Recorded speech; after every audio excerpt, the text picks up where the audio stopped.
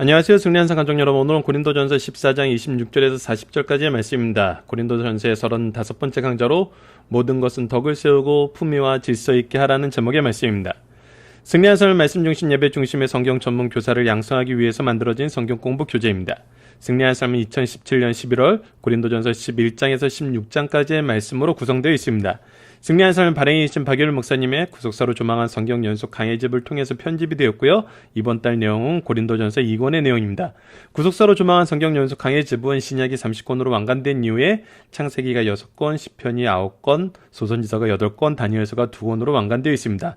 앞으로 저희들 계속적으로 이 구약 강해집 완간까지 함께 하도록 여러분들께서 함께 기도와 협력 부탁드리고요. 미리 알려드린 것 같이 강성성경연구원 회원분들은 이번에 창세기 완강 감사 예배에 함께 참여하셔서 이해를 위해서 함께 기도하고 또 함께 감사드릴 수 있는 시간 가졌으면 합니다. 저희들 주일날 업로드되는 위크스터를 통해서는 고린도 전체의 구조를 보고 있고요. 이 구조 내용을 저희들 언약신학적인 관점에서 해석을 하면서 이번 주에 은사와 직분과 사랑이 어떻게 삼위일체 하나님의 일하심 속에서 우리에게 주어지나요? 이것은 우리로 하여금 무엇을 이루게 하나요? 라고는 내용으로 적용을 하고 있습니다.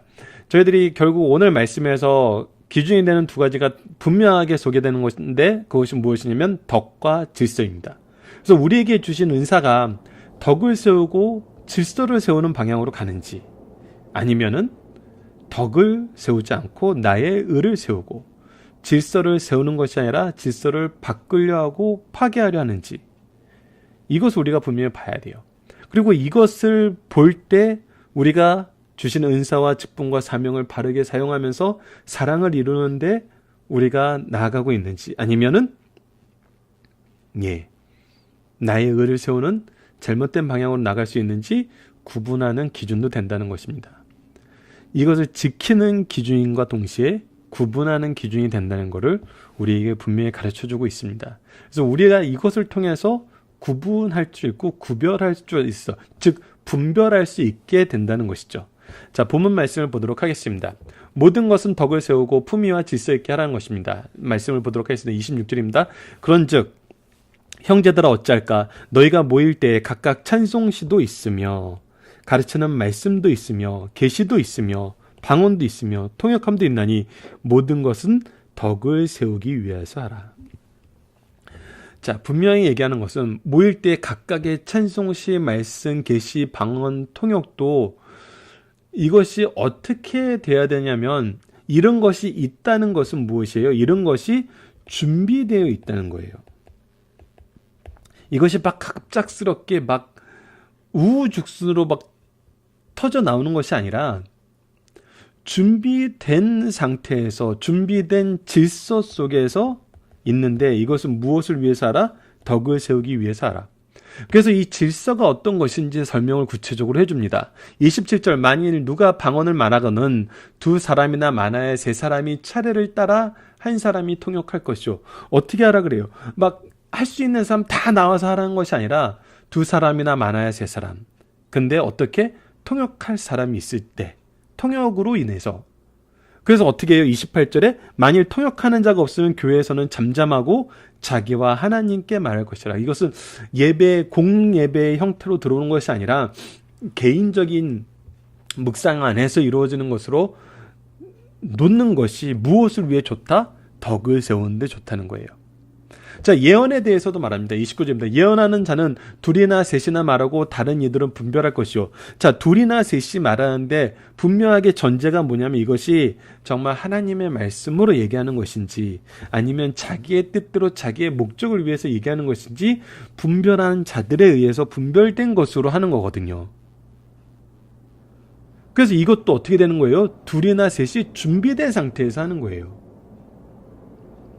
30절입니다. 만일 곁에 앉아있는 다른 이에게 계시가 있으면 먼저 하던 자는 잠잠할지니라. 근데 이것이 이제 박예율 목사님 강해집에서는 무디 목사님의 예가 나옵니다. 무디 목사님이 어떻게 하냐면 한 분에게 교회 공예배 기도를 맡겼는데 기도가 이제 너무 길어지는 거예요. 근데 이 길어지는 것이 덕을 세우는 방향으로 가는 것이 아니고 덕을 세우지 않는 방향으로 가는데 멈추질 않는 거예요. 그때 무디 목사님이 그렇게 했대요. 이 형제가 기도가 끝날 때까지 우리가 찬양을 합시다. 그래서 그래서 이거는 개인의 얘기가 공예배의 얘기로 나오게 되는 거거든요. 그것을 이해 못하는 사람이 있고 동의하지 못하는 사람이 있어요. 이것이 분별되지 않은 것일 수 있어요. 그럴 때 막았던 한 예로서 이 무디 목사님의 얘기를 소개하고 있어요. 그러니까 이것은 분명하게 바르게 준비되고 바른 것으로 되어야 된다는 거예요. 그리고 이것이 중언부언할 때는 하나님께서 역사하셔서 얘기하는 그것 안에서 질서 있게 자기의 것을 내려놔야 된다는 거예요.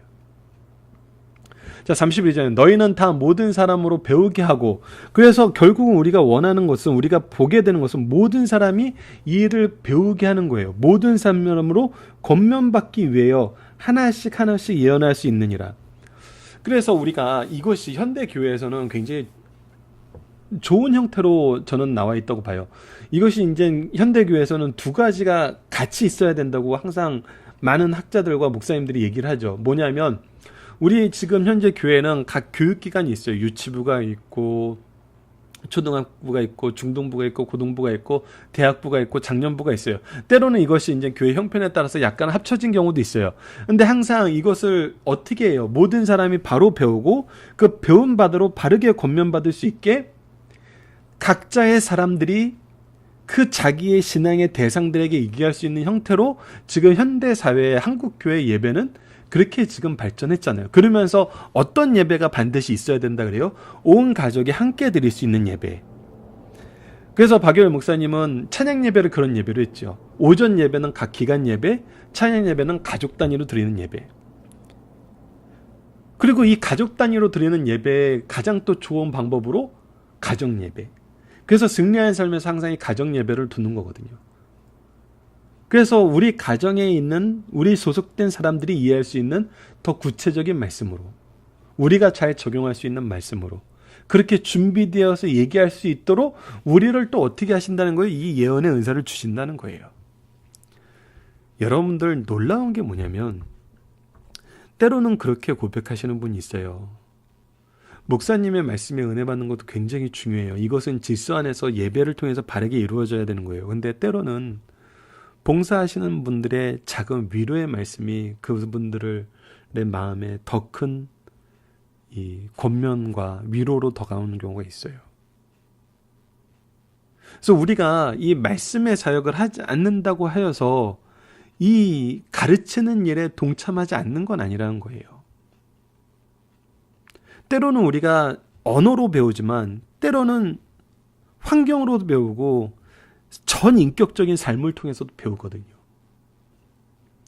그래서 현대 목회자들은 바로 이 일에 훈련받고 이 일에 소명받은 사람이다. 사명자들이잖아요.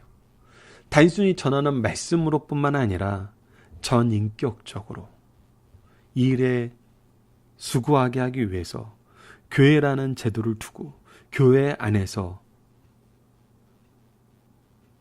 이 일을 할 수 있는 환경을 우리에게 주시는 거잖아요. 자, 계속 봅시다. 예언하는 자들은 영은 예언하는 자들에게 제재를 받나니. 그래서 이것도 무분별한 게 아니라 제재를 받으면서 하고 있다는 거예요. 자, 준비되어서 하고 분별되어서 하고 제재받으면서 하는 거라는 거예요. 왜 그러냐면 33절에 나옵니다. 하나님은 무질서의 하나님이 아니시오 오직 화평의 하나님이시라. 모든 교회에서 한과 같이. 자, 그러면서 굉장히 이 본문의 대상이 전환되는 것 같은데 이거는 이제 우리가 그 당시의 상황을 이해해야 됩니다. 지금 여기서 여자는 교회에서 잠잠하라 하면서 질서를 지키는 것으로 하면서 무엇을 얘기하냐면 교회에서 원래 있는 찬송시, 말씀, 계시, 방언, 통역도 어떻게 해야 되라? 준비된 상태에서 덕을 세우기 위해서 분별하면서 제재받는 상태에서 하라. 그러니까 원래 교회 안에 있는 경건한 내용도 질서 있게 하라는 거예요. 이것이 첫 번째예요. 근데 두 번째는 예배를 드린다고 하면서 무엇을 하냐면 원래 해야 되는 것도 잘해라고 얘기하고 있는데 원래 하지 않는 것을 예배로 가지고 들어와서 하는 일이 있다는 거예요. 그것이 뭐냐면 여자로서 대표되는 바로 이방 이교도의 사제들의 행위라는 거예요. 우리가 일반적으로 말씀에서 얘기하는 방언, 말씀에서 얘기하는 예언, 말씀에서 얘기하는 권면은 하나님께서 우리에게 주신 질서와 정말 말씀 안에서 우리에게 교육받고 준비된 상태에서 질서 있게 진행되는 거예요. 이것이 바로 예배거든요. 근데 예배를 더 풍성하게 한다, 예배를 더 은혜롭게 한다고 하면서 예언을 하나님이 가르쳐준 이 질서 안에서 예언으로 하는 것이 아니라 이방 이교도 신전에서 하던 그런 예언의 형태와 형식을 가지고 와서 한다는 거예요. 이것으로 대표되는 것들이 바로 이 여자들이란 겁니다. 지금 현재. 물론 여자들이 예배 질서 안에 있지 않은 지엽적인 문제로 예배 안에서 얘기하고 싶어하는 경우가 있어요. 그래서 그런 거에 대해서 얘기를 어떻게 해요? 만일 무엇이든지 배우려거든 집에서 자기 남편에게 물을 찌니, 그래서 내 지엽적인 생각인 건지 예배의 공통의 덕을 위한 건지 이거는 분명히 구분해야 된다는 거예요. 오히려 내가 지엽적인 문제를 얘기함으로써 교회 전체 예배에 지장을 주는 것이라면 이것은 분별되어서 예배 이후에 해야죠. 그리고 이것을 나눌 수 있는 그 자리에서 그 담당자들하고 해야죠. 이것은 현대 한국교회에서 굉장히 잘 준비되어 있어요. 잘 자리 잡고 있는 것 같아요. 근데 우리가 34절에서 더 봐야 되는 것은 무엇이냐면, 여자는 교회에서 잠잠하라. 그들에게 말하는 것을 허락함이 없나니 율법에 이른 것 같이 오직 복종할 것이요. 우리가 예배를 드린다는 것은 예배의 질서와 하나님께서 주신 이 예배 안에서의 찬송과 말씀과 계시와 방역의 통역함으로 덕을 세우는 일로 나가는 것으로 하나님이 정해놨어요. 근데 우리가 볼 때는 그보다 사람들이 더 좋아하고 사람들이 더 환호하고 사람들이 더 기뻐할 만한 예배는 이방신들이 섬기는 바로 저런 형태의 예배, 저런 형태의 내용, 저런 형태의 시스템, 그것이 사람들에게 더 좋아하고 더 즐거워하고 더 많은 사람이 예배로 올 수 있는 것이 아니냐고 주장을 하고, 그런 형태로 바꾸자는 거예요.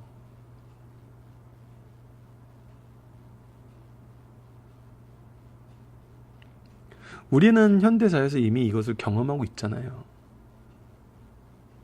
이미 경험하고 있잖아요. 이것을 발전시키는 방법으로 학문의 한 영역으로 만들어서 오히려 예배의 전통을 지키는 방법으로 이 예배를 연구하는 것이 아니라, 사람들이 좋아하는 세상 콘서트적인 그런 분위기를 가지고 그 예배도 좋아하잖아요.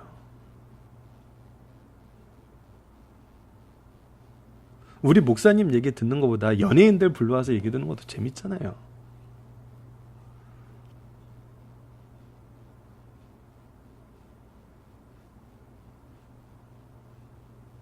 멋진 공연팀 와서 앞에서 이렇게 무대에서 한번 이렇게 확 공연해주고 가면 그날 예배 드린 것 같잖아요. 심지어는 이렇게 얘기하는 사람이 있어요. 오늘 헌금은 아깝지 않았다. 이렇게 얘기하는 사람들도 있어요. 이것은 지금 교회에서 잘못 가르치고 있는 거죠.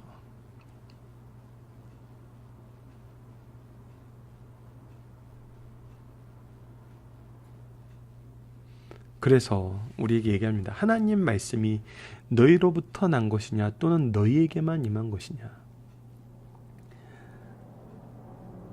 하나님은 하나님이 주신 질서가 있어요. 우리가 이 질서를 창조하려고 하면 안 돼요. 우리가 만들려고 하는 건 결국은 죄만 더할 뿐이에요.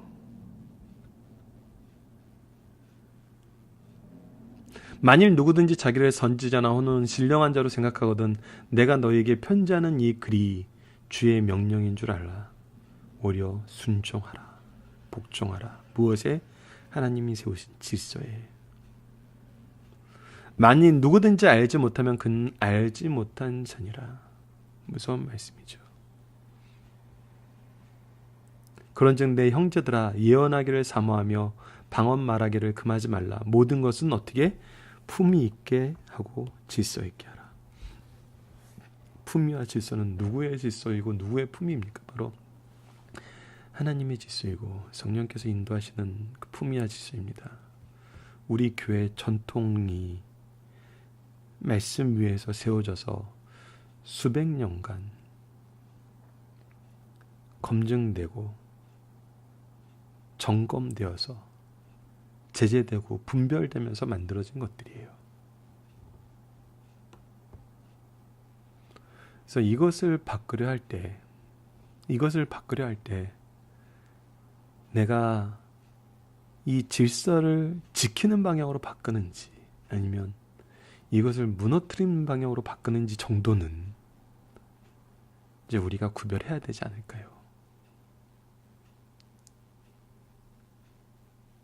분명히 말하지만 여기서 여자는 교회에서 공식적으로 찬송도 말씀도 계시도 방언도 통역함도 하지 말라는 게 아닙니다, 여러분들.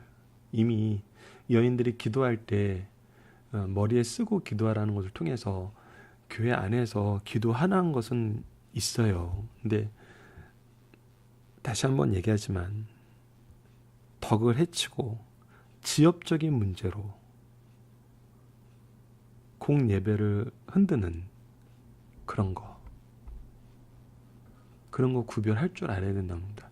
그런 것을 구별할 수 있도록 모든 사람들이 각각의 자리에서 가르치고 배울 수 있도록 하나님께서 우리에게 은혜를 주시잖아요. 그래서 교회에서 가장 불행한 사람, 가장 안하무인한 사람이 누구냐면 그 교회에 나의 영적인 스승이 없는 사람입니다. 영적인 카운셀러가 없는 사람이에요. 목회자가 돼서 가장 미련해지고 어리석어지는 때가 언제냐면 바로 나의 영적 스승들이 사라진다고 생각할 때예요. 이제는 내가 스승이 필요 없다라고 생각할 때예요. 나는 배울 게 없고 내가 원하는 이것을 하기 위해서 이 자리에 왔다라고 생각하는 순간 그 사람은 오히려 마이너스가 되는 것을 우리가 경험합니다. 그래서 품위 있게 질서 있게 하라. 이것은 덕을 세우는 데에 쓰임받아야 된다. 이것을 우리가 항상 기억하면서 나에게 주신 은사, 나에게 주신 직분, 나에게 주신 사명이 나를 보내시는 그곳에서 바로 사용될 수 있도록 이 질서를 세우고 덕을 세우는데 가장 중심 인물이 될 수 있는 우리 승리하는 삶 가족 여러분들 되었으면 합니다. 본문 묵상입니다. 예배는 모든 요소는 무엇을 위해서 준비되어야 합니까? 덕을 세우기 위해서 준비되어야 돼요. 우리에게 각각의 것이 있다는 것은 각각의 것을 준비시키셨다는 거예요. 하나님은 준비하시는 하나님이세요. 우리에게 무슨 것을 주시기 전에 먼저 준비하셨어요. 먼저 일하셨어요. 그렇기 때문에 우리도 이 준비를 배우는 것이 굉장히 중요합니다. 두 번째, 덕을 세우기 위한 질서의 방어는 무엇입니까? 통역하는 자가 있어야 된다는 거예요. 두 번째, 덕을 세우기 위한 질서로 예언하는 것은 무엇입니까? 분별하는 자에게 분별을 받아야 된다는 거예요. 그래서 화평케 하고 제재받으면서 복종하게 하잖아요. 4번입니다. 성경은 무엇을 강조하며 33절 하나님은 무질서의 하나님이 아니오 오직 화평의 하나님이라 질서의 하나님이고 평화의 하나님이란 거예요. 이러한 부분에 대해서 여인들의 어떠한 것에 대해서 경고하나요? 무질서한 거, 특히 이방 이교도의 방법을 가지고 들어와서 하려는 거, 그거는 오히려 잘못하는 거예요.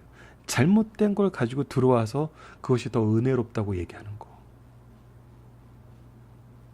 이것은 우리가 잘못 행하는 것입니다. 그래서 이런 것은 지역적인 것, 내 개인적인 것, 이런 건 공예배 때 하는 것이 아니라 분리된 시간과 공간에서 이것을 바르게 가르쳐 줄 수 있고 바르게 나눌 수 있는 사람들과 함께 함으로써 질서에 따라서 일해야 된다는 거예요. 특히 초대교회에는 목회자가 없었잖아요. 순회 전도자들이 가르치고 떠나고 였잖아요. 그렇기 때문에 이 감독들이 없는 상황에서 지금 현재처럼 목회자가 없는 상황에서 드리는 예배가 많았어요. 그런 경우에서도 이렇게 꼼꼼하게 준비시키셨는데 우리도 바르게 준비하고 바르게 질서를 세워서 일을 할 수 있는 우리 정말 신앙인들이 되었으면 합니다. 자, 5번입니다. 교회에서 덕을 세우기 위해서 중요하게 생각하는 것은 무엇입니까? 그런지 형제들아 어찌하여 너희가 모일 때에 각각 찬송도 있으며 가르치는 말씀도 있고 계시도 방언도 통역도 있는 모든 것은 덕을 세우기 위함이니라. 그래서 이것이 덕을 세우는데 어떻게? 품위 있고 질서 있게 하기 위해서 준비되고 분별되고 제재받는, 이것을 이상하게 생각하시면 안 돼요, 여러분들. 분명히 이런 것들이 이루어지는 것이, 예배 안에 있는 것이 건전한 예배고 바른 예배로 가는 것입니다. 중심사상을 봅시다. 초대교회 당시에는 전문적으로 교회를 담임하거나 예배만을 전담하는 교육자가 없었다. 그래서 자연히 예배의 규칙과 질서도 없었다. 그들은 아무나 자신들이 받는 은사대로 예배를 드렸다. 어떤 이는 방언하고 어떤 이는 통역하며 또 어떤 이는 찬송하고 가르치기도 하였다. 그래서 초대교회 예배는 무질서하고 통일성이 없었다. 하나님 앞에 예배드리는 일이 이런 분명히 좋은 일이다. 그러나 예배의 질서가 없고 너무 지루하면 덕이 되지 않습니다. 고린도 교회 예배는 무질서로 인해 덕이 되지 못하고 있었어요. 오늘날에도 일부 오순절파 교회에서는 예배 시간에 주보를 가지고 순서에 따라 예배드리는 것을 성령의 역사로 얽매이는 것으로 주장해요. 그러나 그들은 누구나 성령의 인도로 찬송을 선도하고 찬송이 끝나면 기도하거나 말씀을 증거하기도 해요. 이런 일 때문에 교회에서 드리는 공예배가 무질서해지자 바울은 두 가지 큰 원칙을 세워요. 여러분들, 오히려 예배를 보시고 우리가 은혜를 느낄 때는 정말 준비된 예배라는 거, 그러니까 말씀의 준비가 없어서 막 동영상을 튼다든지, 찬양의 준비가 없어서 갑자기 막 아무 찬양이나 찾아서 한다든지, 갑자기 필 받는 대로 뭐 방송실에서 뭘 틀어 제낀다든지, 이런 것은 여러분들, 내가 이 예배를 드리러 왔는지 저 사람의 원맨쇼를 보러 왔는지 헷갈릴 때가 있거든요. 오히려 준비된 질서 있는 그 예배가 우리에게 중요한 거 다시 한번 강조합니다. 첫째, 모든 것은 덕을 세우기 위해 하는 겁니다. 그래서 내가 이것을 왜 하느니, 내가 일로서 하고 잡으로서 하면은 이렇게 되죠. 근데 내가 영혼을 위해서 하고 영혼을 위한 하나님의 수고에 힘입어서 할 때는 그렇게 안 되죠. 둘째, 모든 것을 품위 있게 하고 질서 있게 하게 됩니다. 이것이 내가 준비한 것이 드러나지 않았다 그래서 막 짜증내고 힘들어하지 않아요. 때로는 교회가 되게 그 부분에 연약한 성도들이 있어서 잘 챙기는 경우가 있어요. 아, 이거는 누가 해준 거예요? 꼭 이렇게 얘기해 주시는 분들이 계세요. 저는 되게 감사해요. 왜냐하면 그분들은 연약하여서 그것이 되게 자신들에게 위로가 되거든요. 그래서 위로를 입히는 차원에서는 그거 굉장히 중요한 일입니다. 근데 이것이 핵심이 되는 건 아니거든요. 이것이 그들이 덕을 배우고 질서를 배우고 품위를 배우는 길로 가는 것이기 때문에 이분들의 수고가 더 빈다는 거거든요. 이것이 우리가 좀 구별해서 볼 줄 알아야 되는 부분인 것 같습니다. 모든 일은 타인에게 덕이 되게 하라. 은사를 받은 자는 누구나 그것을 사용할 기회를 가지게 됩니다. 그러나 특별히 방언의 은사를 사용할 자유를 제한해서도 안 되지만 무질서하게 사용돼서 안 돼요. 더 중요한 건 무질서하게 사용돼서 안 되는 거예요. 고린도 교회 당시에는 전문적인 목사도 없고 오른처럼 예배 순서를 주관하는 이도 없었어요. 그래서 바울은 이러한 무절제한 은사의 남용을 책망하였습니다. 그러므로 모든 은사를 행할 때는 남에게 덕이 되게 하고 특별히 예배 순서는 경건하고 화평하게 해야 됩니다. 두 번째, 유부녀들은 교회 질서를 지키고 받은 은사를 자제함으로 잠잠하라는 거예요. 성도는 받은 은사의 자유를 억제하거나 남용하지 말아야 돼요. 특별히 은사는 자기의 영광을 위한 것이 아니라 하나님의 영광과 교회의 유익을 위한 것이에요. 고린도 교회 유부녀들은 공예배 시간에 자기의 의문을 큰 소리로 공개적으로 질문하여 예배를 소란케 하였어요. 그런 문제는 집에서 자기 남편에게 묻고 교회에서는 잠잠할 것을 가르쳐줘요. 이것이 질서거든요. 예배는 우리가 나아가는 거, 부르심에 응답하는 거예요.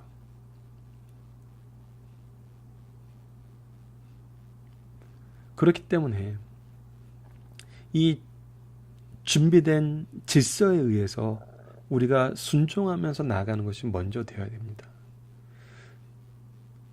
그리고 반드시 교회가 갖춰야 되는 것은 이것을 가르치는 제도가 있어야 돼요. 여러분들 솔직히 요즘에는 여성분들이 훨씬 더 훌륭하죠. 신앙생활도 더 잘하고 말씀도 더 열심히 보고, 그래서 집에 가서 남편에게 배워요 그러면은 우리 남편은 잘 몰라요 이런 경우가 있을 수 있어요. 그래서 교회가 각각의 사람들에게 전할 수 있는 이 준비된 교사가 반드시 있어야 됩니다. 그것이 지난 시간에도 얘기했던 의무 교육을 위한 준비가 잘 된 교회. 이것을 위해서는 반드시 우리가 준비가 돼 있어야 됩니다. 세 번째, 교회에서 은사의 사용은 품위 있게 하고 질서 있게 하라는 겁니다. 성도는 모든 예배에 있어 하나님의 말씀, 성경을 넘어선 새로운 계시를 늘 경계해야 돼요. 다른 방식을 가져와서 하려고 그래요. 다른 내용을 가지고 와서 하려고 그래요. 내용을 자기네 식으로 각색한 걸 가지고 오는 것조차도 우리는 주의해야 돼요. 저는 항상 아이들한테 성서 애니메이션을 보여줄 때는 웬만해서는 제가 다 먼저 보고 이것을 그냥 틀어주는 것보다는, 그래서 보여주지 않은 적은 별로 없죠. 하지만 보여주더라도 얘들아, 우리가 이 부분은 성경의 말씀과 다른 걸 알겠지. 그래서 이 성경의 말씀과 다른 걸 구분해야 돼. 예전에는 안 보여주는 쪽으로 했어요. 근데 안 보여주는 쪽으로 하다 보니까 구별할 수 있는 능력이 떨어지더라고요. 왜냐하면 너무나 혼합된 게 많이 들어오거든요. 우리 대표적인 영화로 노아 영화, 그것은 제가 예전에 노아 영화 나올 때도 항상 방송할 때 나눴지만 성경 내용으로 보면은 기가 막혀요. 성경에 없는 내용들이 너무 많아요. 근데 그 영화를 제작했던 제작자가 얘기했던 것 자체가 성경의 노아를 근거로 한 게 아니라 전 세계에 퍼져 있는 홍수 신화를 모아서 대표적인 그 홍수 신화의 대표급으로 생각하는 거를 성경으로 해서 노아라고 얘기하고 제작되었다는 그 설명을 제가 어떤 분을 통해서 들었어요. 어떤 교수님을 통해서. 그래서 이 설화적인 측면에서 또 다른 해석적인 측면에서 다른 문서적인 측면에서 나왔던 내용들이 복합되어 있어서 이상하게 보이는 것이 당연하다는 얘기를 들었어요. 그럼 그것을 우리가 청년들에게 알려주고 청소년들에게 알려줘야죠. 우리가 알고 있는 성경 내용과 뭔가 다른 내용도 우리가 모르는 성경이 있나 봐. 이런 식으로 가게 되면 굉장히 위험한 거거든요. 그래서 이것은 구별할 수 있는, 분별할 수 있는, 다시 한번 강조하지만 교육이 반드시 있어야 된다. 그래서 말씀 외에 다른 거, 말씀에 우리에게 주신 질서의 방법이 아닌 다른 질서를 우리가 얘기하면서 이것이 더 지혜롭고 이것이 더 능력 있는 거라고 얘기하지 말고 하나님의 질서에 순종하는 우리 승리한상 가족 여러분들 되었으면 합니다. 살펴보기 정답 여러분들 카페를 통해서 확인해 주시고요. 적용하기를 보도록 하겠습니다. 우리가 어떤 문제를 직면했을 때 품위와 질서를 지키지 못하는 요인 중 하나는 성급함입니다. 우리는 이 성급함의 문제를 어떻게 대하고 조절해야 할까요? 이 일이 지금 안 하면 안 될 거라고 생각하는 경우가 있어요. 그래서 이번 주에 몇 번 나오는데 항상 떼으시나 하나님이 준비하신 때가 있다는 거. 그래서 우리가 이 하나님의 준비하심을 의지했을 때 솔직히 덕과 이 품위가 생기거든요. 성급한 사람이 덕과 품위가 있는 경우는 좀 드물죠. 근데 이것이 분명한 것에 대한 비겁함을, 분명한 죄에 대한 비겁함을 얘기하는 건 아닌 것을 분명히 여러분들이 구분하시리라 생각을 합니다. 근데 우리가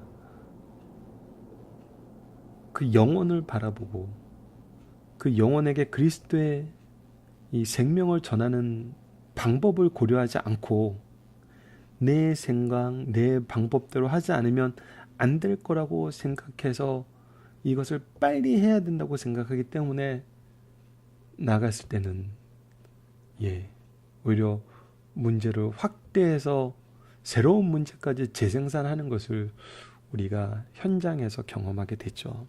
그래서 이 부분은 우리가, 그래서 이 부분에 대한 우리 신앙의 선배들의 가장 좋은 해결책이 있죠. 기도하라. 교회는 참 좋은 곳인 것 같아요. 교회에서 어떤 문제를 발견하면은 그날 막 이렇게 터뜨리는 것이 아니라 최소한 어떻게 합니까? 일주일 동안 기도하게 하죠. 우리가 일주일에 한 번씩 모이기 때문에.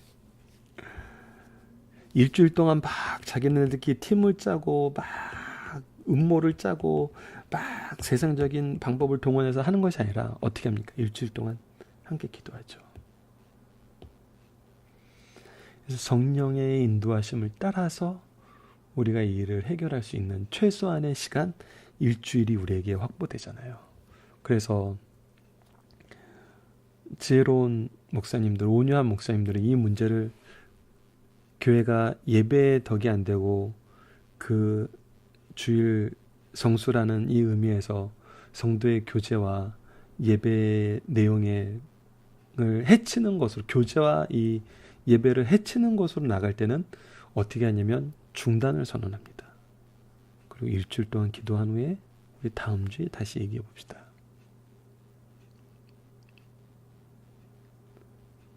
그래서 중지를 선언할 때 저는 이것이 참 지혜로운 우리 선배들의 방법이었던 것 같아요.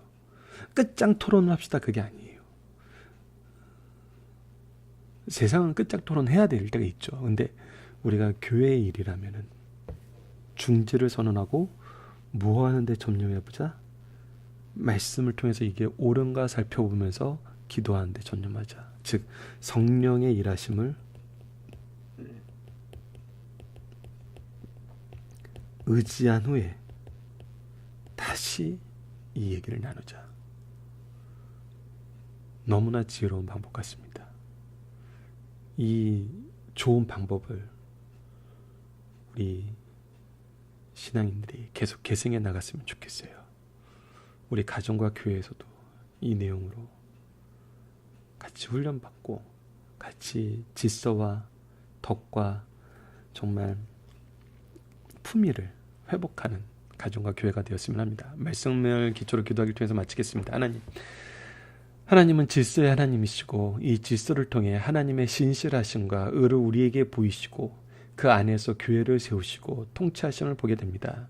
주신 은사와 직분을 가지고 사랑을 전할 때 질서 있게 전하게 하여 주시고 질서 안에서 일하게 하여 주시고 그래야 어지러움을 통해 교회를 분열하게 하는 자들을 분별하여 하나됨을 굳건하게 하여 주소서. 예수님 이름으로 기도드립니다. 아멘.